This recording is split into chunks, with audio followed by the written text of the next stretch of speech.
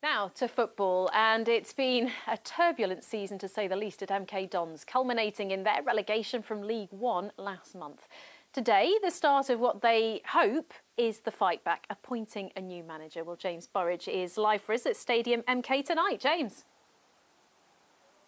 Janine, yes, welcome to Stadium MK. In all honesty, the last 12 months, it's been pretty doom and gloom, consequently the relegation of a month or so ago. But today, everyone has smiles on their faces for the first time in a long time. They've appointed Paul Tisdale, who was the longest-serving manager in the top 4 tiers of English football. He's left Exeter after taking them to a Wembley final, and he's here live on Look East this evening. Paul, welcome to Milton Keynes. Why have you come here, first of all?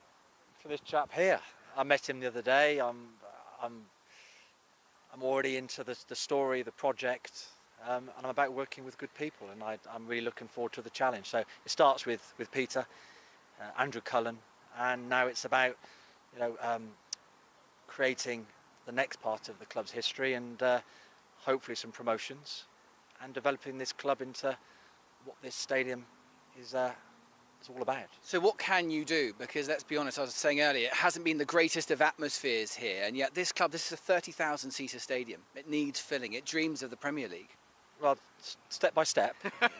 No pressure, of course. We've got a League Two match the first Saturday in August, and I have to look at the team. But I think what we have to do is we have to create a positive environment. You've already mentioned the disappointment of the last year, but it's about creating a positive environment, and from that, performances will come and results will come. And my job now is to have a reboot, allow everyone to be themselves, maybe bring some new players in, but actually get to know the people here and get everyone enjoying coming to work again. And hopefully that will manifest itself with some good performances and some smiles at 10 to 5 on a Saturday afternoon when people leave the stadium. Let's bring in the smiling chairman, Pete Winkleman. Pete, it's back, which is a relief, but why it's obvious, I suppose, why you've gone for this man, but was there anyone else you thought of? No, to be fair, James, Paul was my #1 choice by a country mile from the minute we knew we were heading down to League Two and I was going to make yet another change. It's not our style to change managers, as you know. I find it incredibly traumatic.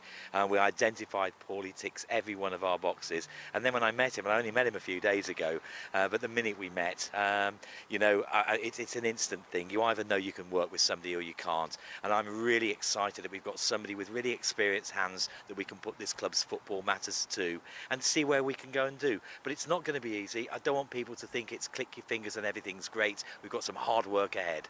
Just a quick one. If you're honest, the last 2 managerial appointments, though, weren't good. Dan McKeechie was very inexperienced. In a sense, this is 6 months too late. Well, yes and no. I mean, I loved what Dan tried to do, and I still got great respect for him. I know why I gave him that job. But yes, maybe the inexperience just wasn't enough to turn it round. And with Robbie, I think with Robbie Nielsen, it didn't go well for him or for the club.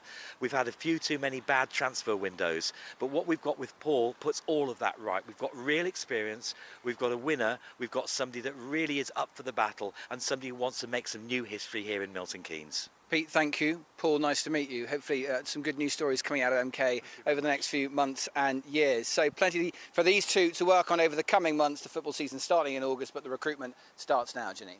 James, thank you very much.